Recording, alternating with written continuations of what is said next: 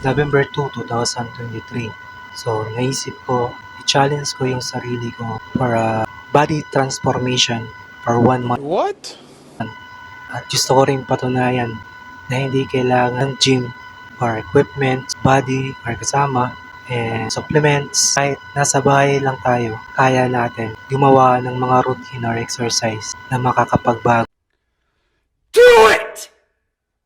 Just do it! sa sarili natin.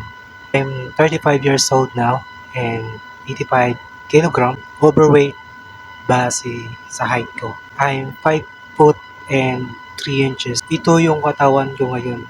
Yung maganda para sa akin. Overweight siya para sa akin. Tatawagin ko itong self-determination and discipline challenge. Hindi lang ito para sa akin. Gusto ko rin na ipakita sa lahat na walang posible. Tara, let's go!